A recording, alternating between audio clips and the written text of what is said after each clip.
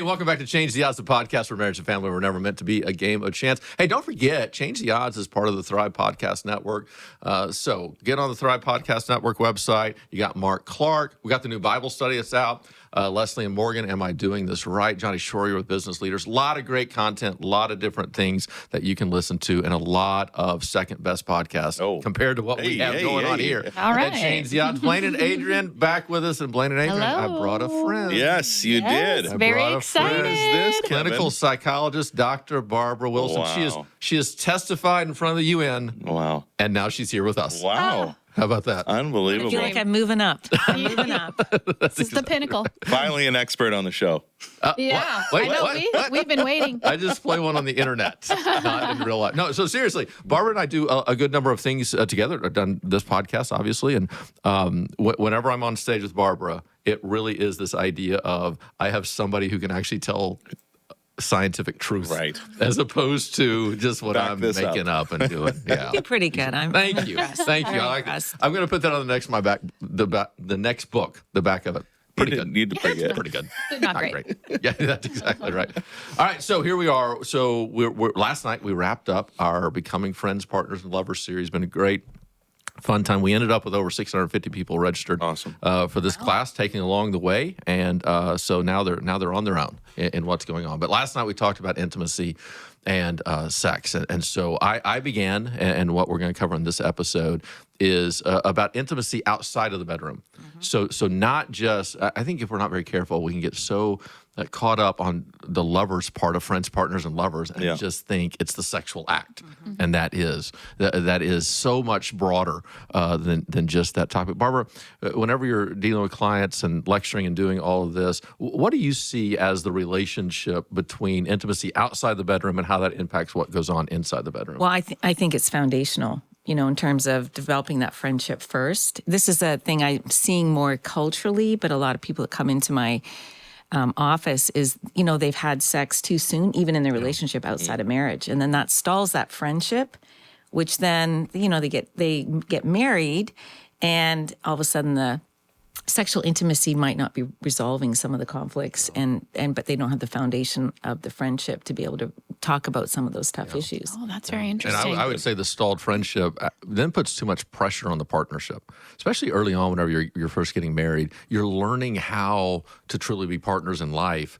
And that's where the friendship is such a benefit, because it helps you kind of navigate maybe some of the tensions or disagreements or differences. But when the friendship gets stalled, now the partnership brings a great deal of weight, and then that can struggle in intimacy. And do you see how I tied all three of those things? Yes, I did, together? Kevin. Yeah. You are an expert. But not only that, like the sexual intimacy becomes pressured to be Yes. the only thing that creates that kind of intimacy. And so then there's a lot of pressure on one partner or the other to meet that need constantly for intimacy, to feel close, and without the friendship, it just becomes a false, sense of intimacy. Oh, yeah. So Blaine and Adrian, for y'all, I mean, what's your favorite way to connect? I mean, outside of sexual intimacy, what makes you feel most connected, most bonded? What calms you the most? I would say a shared experience, and usually involving laughter. So if we can have fun together, we're like connected. Yeah. Right? Yeah. I would find that even like doing the podcast, we're doing it together. Yeah. We get to go home. We talk about it. Yeah. We had this share common event. Yeah, and learning together when we can. Yeah. And then we're just happier. Yeah. Yeah. That's an interesting, people often forget about that. We talked about it actually, but this idea of mental intimacy. That, I love that with Jenny, this, she's working on her business. Let's brainstorm together and figure out, is there a way I can help you with what's going on? I'll get done speaking, and she'll, only if asked, because that's an intimate time afterwards, only if asked. She'll say, hey, what do you think about, adding this, or man, this was a really good point. And that is a closeness that exists as well. Here's my favorite part of last night, is at the very end of my talk, I said, I've been talking for 25 minutes to all these couples. They're spread all throughout the worship center. I've been talking for 25 minutes. How many times during that time have you touched your spouse? And it was so fascinating. The feel in the room immediately changed, as a good number of couples were already holding hands or whatever. And then a good other couples you could see, like they started, started looking around. A little awkward, little smiles, like, oops. Yeah. But I think just that basic concept of just a light touch, just a Yeah. simple connection. We've talked about this before, but I went through a series, a time of high anxiety. And one thing my counselor told me was, look, whenever you're in that situation, have a signal with Jenny. That way, because it happens in social situations, that way she can just put her hand on your leg or hold your hand. Yeah. And I'm like, what's the point of that going to be, you know? And the next thing you know, the next time we're at dinner, I kind of feel it a little bit. I kind of and Jenny just kind of underneath the table, right on my knee, puts her hand, and I just calm. Yeah, you know what that is? It's some oxytocin. There we go. being What's released. going on there? Well, because when we release oxytocin, it does help calm, especially if you're feeling anxious.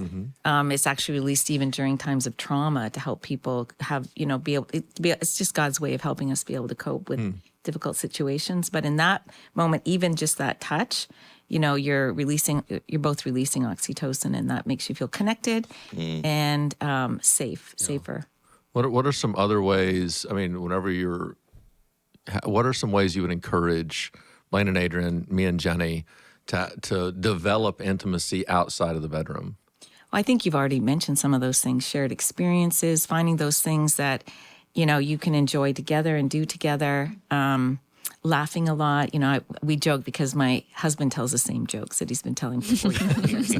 And I still laugh at them. I still think they're funny. And my kids think it's ridiculous, Mom. How can you laugh at the same joke? I'm going, it's still so funny. Yeah. But, and just having those little shared, like we have a special, way we hold hands that's just ours, just kind of some of those special things. We're able to travel a little bit together, but we find, just even the mundane things, like we like to go shopping at Costco together. Oh, Sometimes yeah. that's a date we night for us. love Costco. And, Do y'all go together? Oh, yeah. It's It just is a highlight. So Jenny It's and Jenny doesn't allow me. oh, Why? well, I do have to hold my husband back. You're getting a barbecue more. Yeah, no, Jenny, I have not gone to Walmart with Jenny because we don't do Costco because Yeah. I'm in Arkansas.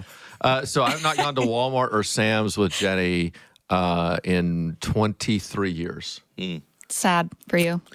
Because you would You'll buy too much? yeah. No, Or- because I was there and I'm doing things I shouldn't be doing, and it frustrates her because whenever she doesn't want to be there, and so we got a task. Let's Get it go done. Take care of the task. you're a Yeah. task. And- No, we wander. And, Yeah. Oh, Yeah. look at this. Oh, Yeah, look at the That'd be samples. fun. Yeah. Yeah. I get in this is trouble on for sale? putting things in the basket, and so it's a whole. It's another episode that we got to work through when Jenny comes on.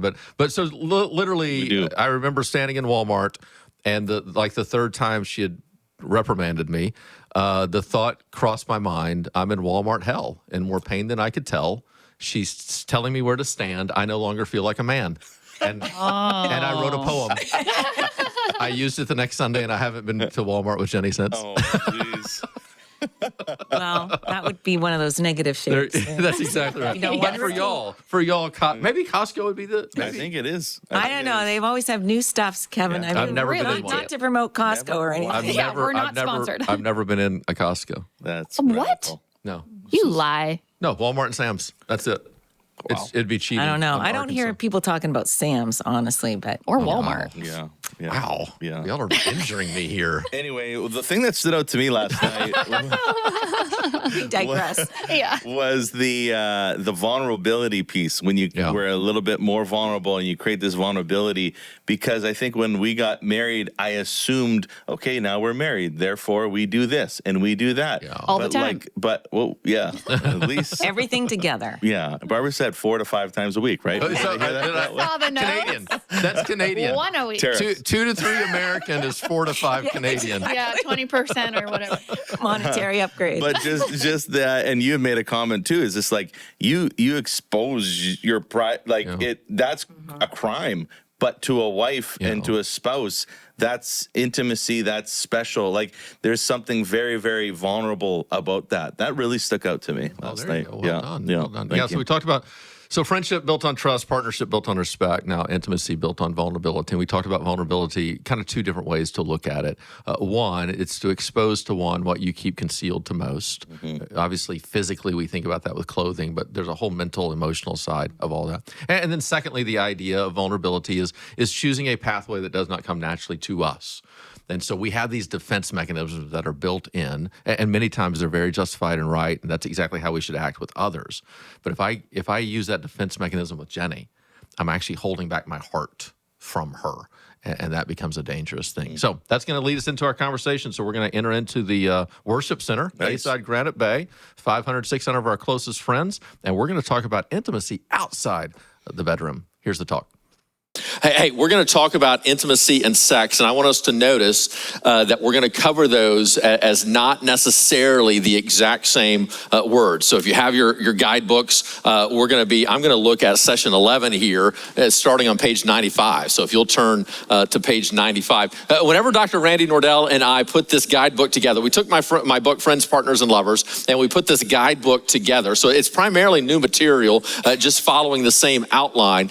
We had a great debate of, okay, I knew that we were going to do separate sessions on the idea of sex and then the idea of intimacy, because while they're clearly connected, those are not necessarily always the exact same things. You can actually have intimacy without having sex. Sadly, you can have sex without it being intimate, and yet we want to merge the two together as we the best we possibly can. But one debate that we had is, if a group is going through this marriage, mentoring, small groups, which should come first? Should we put intimacy first and then talk about sex, or should we put sex first and talk about intimacy? And so the reason that we did it in the way that we did, in that session 10 is on sex and session 11 is on intimacy, because I knew that if we covered intimacy first, then a lot of the discussions would just go towards sex.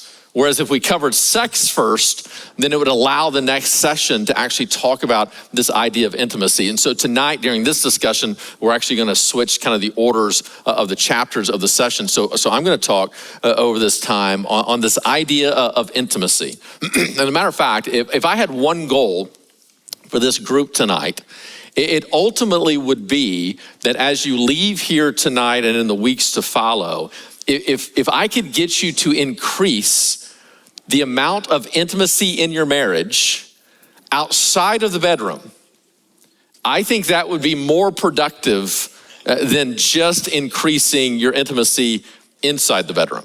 I think if we could find a way to increase our sense of closeness, of connection, of being known and seen and understood and valued, our physical touch, of leveraging our bodies for the well-being of each other, I think that would have such a payoff in the bedroom that is actually my higher goal. So why some of you might have come in here tonight thinking to yourself, man, I just hope we leave here and we have sex more often.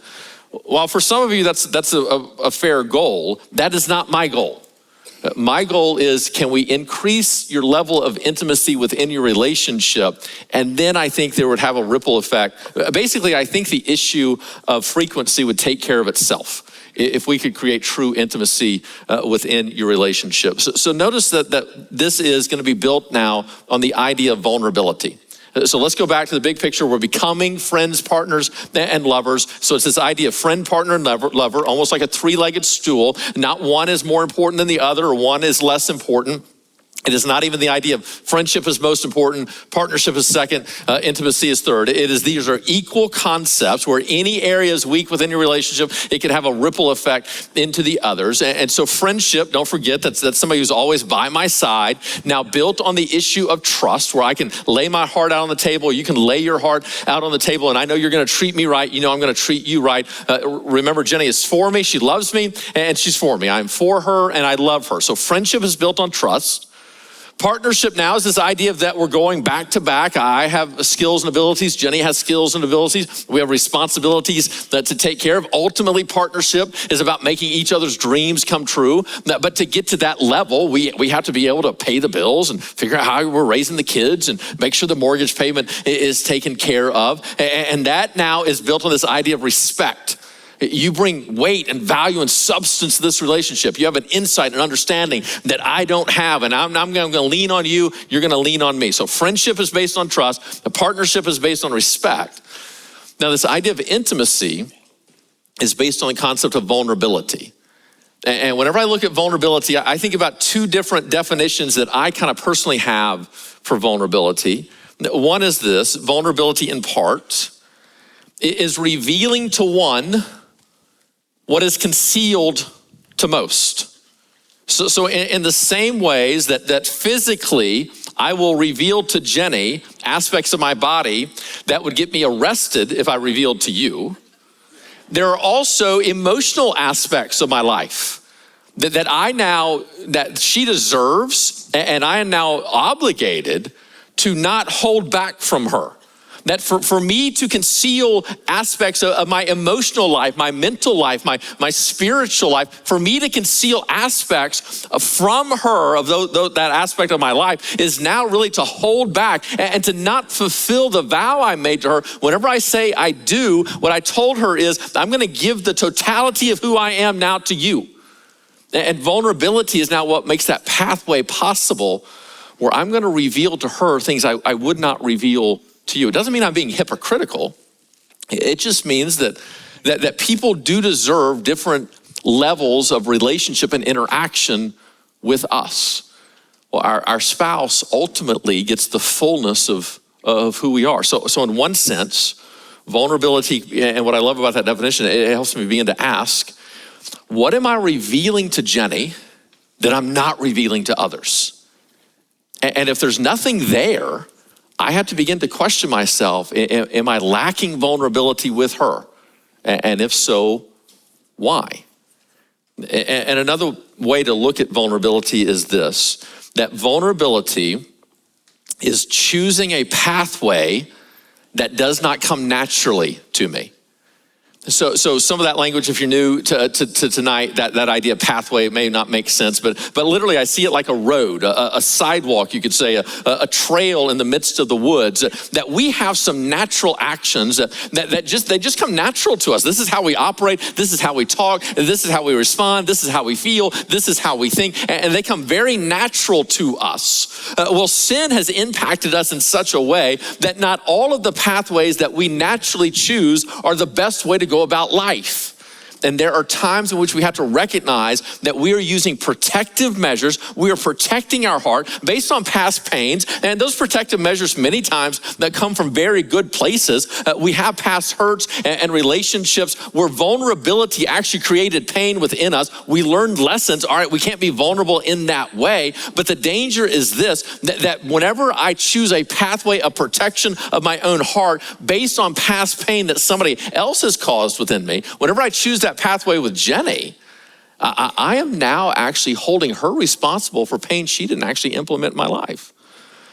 And so what vulnerability is in one part is me recognizing, hey, here's how you normally respond. Jenny doesn't need you to respond that way.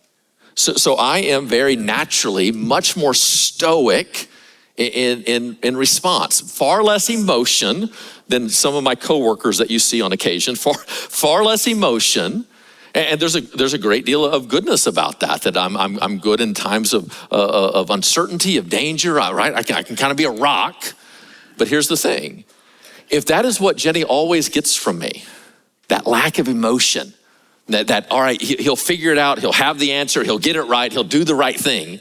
If she never gets the vulnerability of uncertainty, of a confession that I'm afraid here, I don't know what to do. I don't know what the right answer is. Things that I don't necessarily show y'all, if I never show that to Jenny, I'm not being vulnerable with her.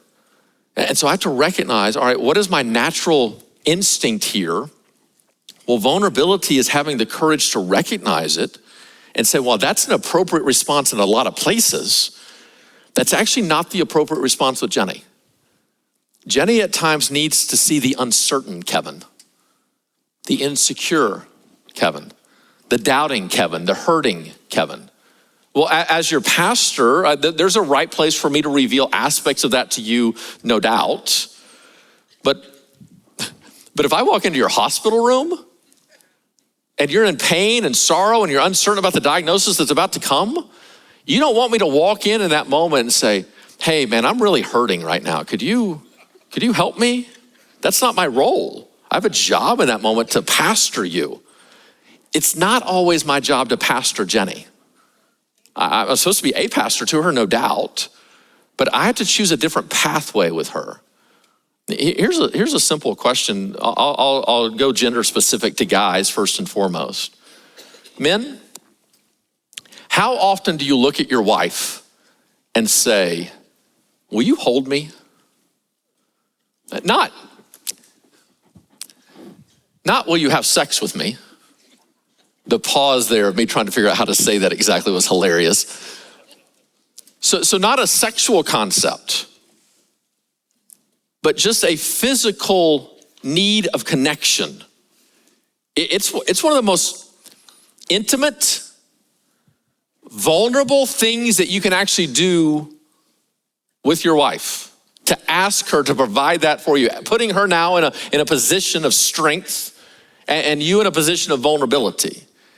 If you never walk that pathway, then there are aspects of intimacy now that are going to be missing. Well, that doesn't come naturally to me, but it's something I have to learn, and now something I have to choose. Well, with this lack of vulnerability now, there's primarily two reasons that we might lack vulnerability or lack intimacy in general. There's two basic reasons that we have. One is apathy, and the other one is an absence of trust or respect. So we're about to walk through different avenues of intimacy outside of just sex, ways that we can be intimate with one another apart from just the sexual act. Where those things are lacking, they lack either because of apathy.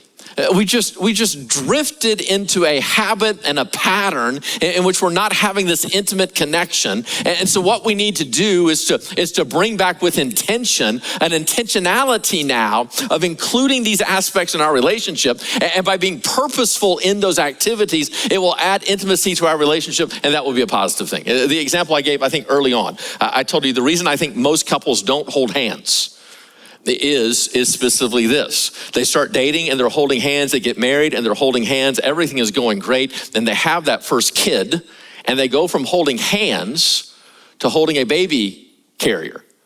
And then the little kid grows up, and eventually the kid's now walking, and they go from holding each other's hands to now the family of three holding hands with a kid kind of in the middle. And everything's great. And that's exactly the way it should be. And it's a beautiful thing. It's a wonderful thing. And however many kids come along, that's what's going on. Well, eventually the kid no longer wants to hold the parent's hand because they want to have their own kind of autonomy, and they're embarrassed by us. That now they let go of our hands, and we never intentionally hold each other's hands again.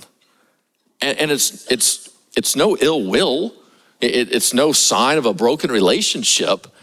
It's just over time, life has changed, and we haven't recognized the changing of the seasons, and nobody goes intentionally back to hold each other's hands.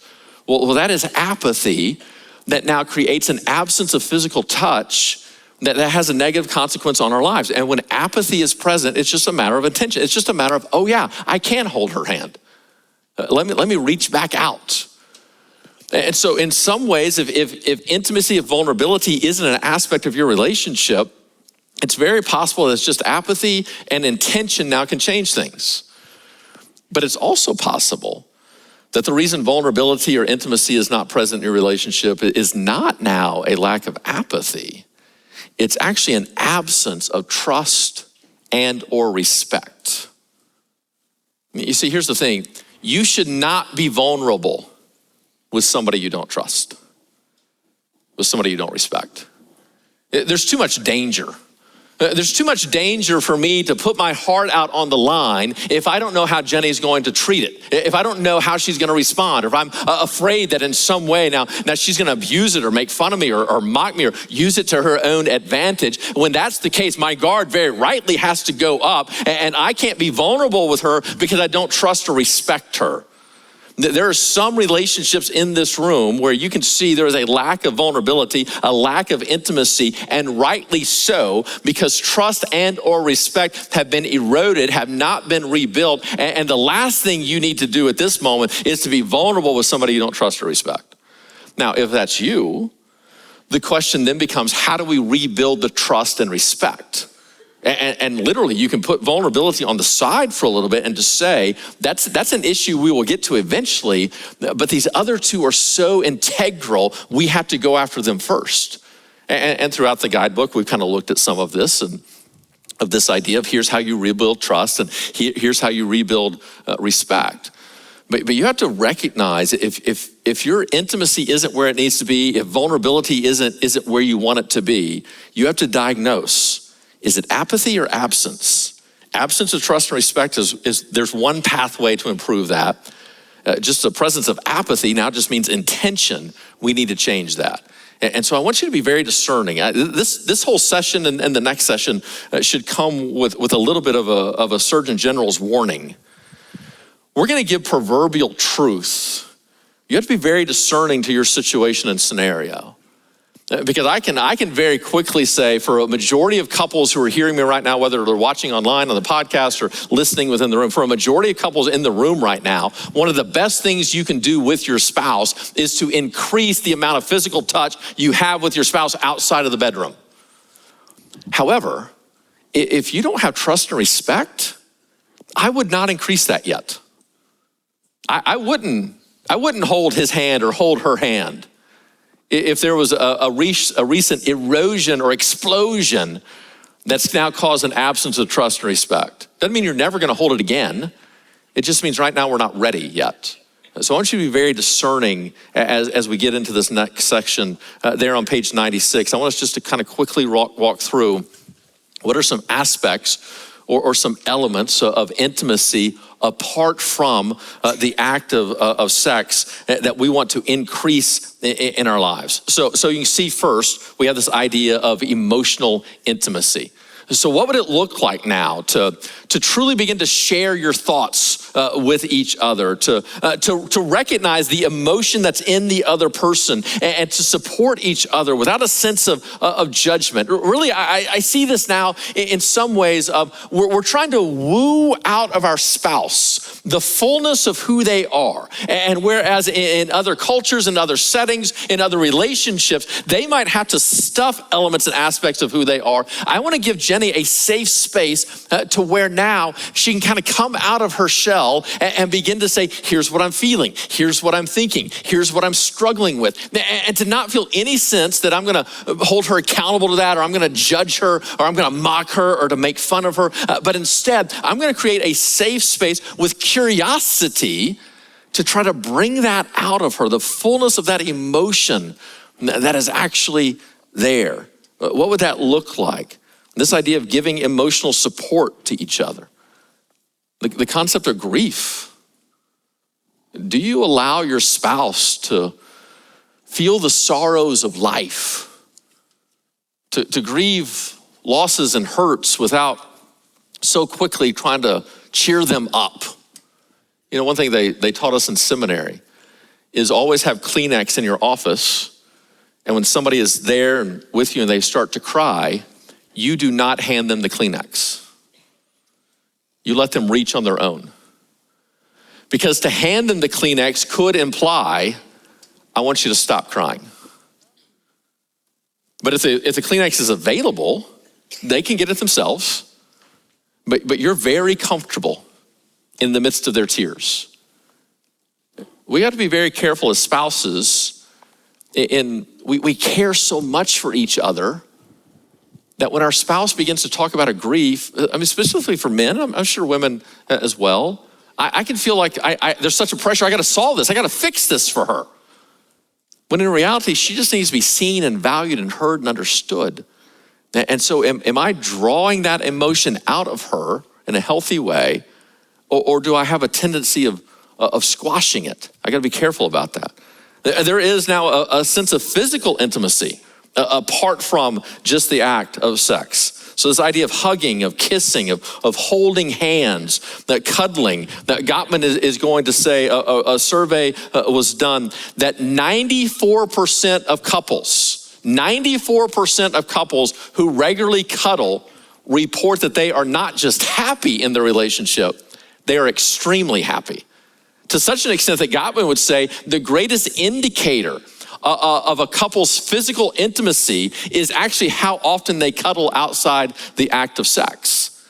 Because what happens? Well, generally speaking, you're not gonna cuddle with somebody you don't feel comfortable with.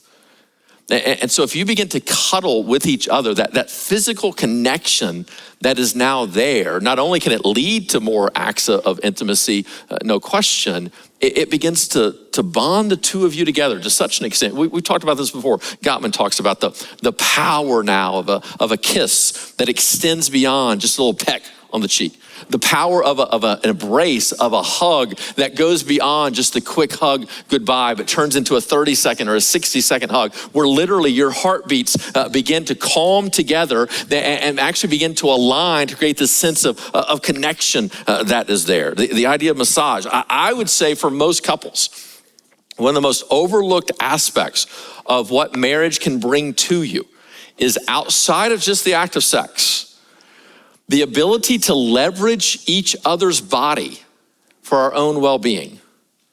What Jenny's hand just on my knee or on my shoulder does for me just begins to calm me.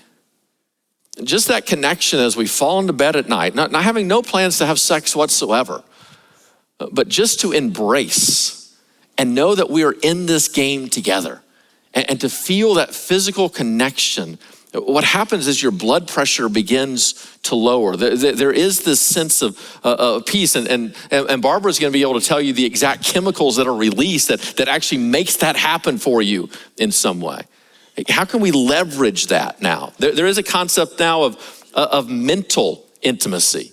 This idea of we're gonna engage our brains in what's going on and brainstorm ideas, and I'm gonna listen to you and you're gonna listen to me, and I'm gonna have some ideas on your work, and you're gonna have some ideas on mine, the dreams that we have. We're gonna solve problems together. We're gonna be in this together. And reflecting back on our talk from money a couple of weeks ago, one thing I wish I would have said then, so I'll say it now, is I think one thing that healthy couples do with money is money becomes fun for them. It becomes fun. And it's not this idea of, oh, we have all this money, that's what makes it fun. It is instead this idea of we create a system to where we're on the same team. And even as we're struggling and trying to figure out this together, we literally make it fun and trying to play this game to try to figure out how do we want to create the life that we actually want. That's a mental exercise. There is this idea of spiritual intimacy. It's no accident that in Friends, Partners, and Lovers, in this book as well, whenever I talk about the element of faith, I put it not in friendship, not in partnership. I actually put it in the element in the realm of lovers.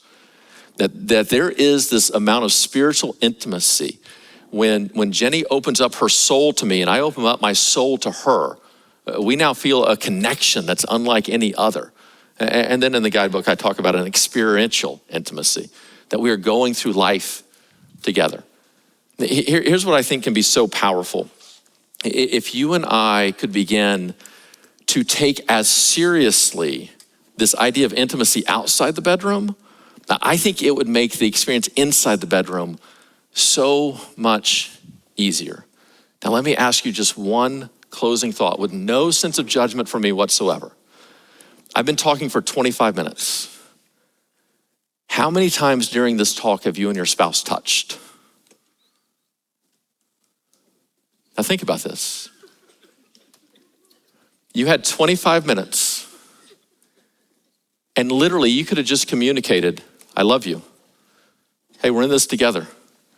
They're literally, when I'm walking with Ella and I hold Ella's hand, back when Silas was young enough, he would hold my hand, I would do the same thing. As I'm walking with Ella, I told the kids long ago, hey, whenever I pump your hand, that's me saying I love you. So even as Ella's getting irritated and I'm talking to you and not her, I'll pump her hand. I love you. I do the same with Jenny. That we'll just grab each other's hands just as a reminder, hey, I'm here. I love you. If you could learn to increase that, I think it would make a radical difference in your life.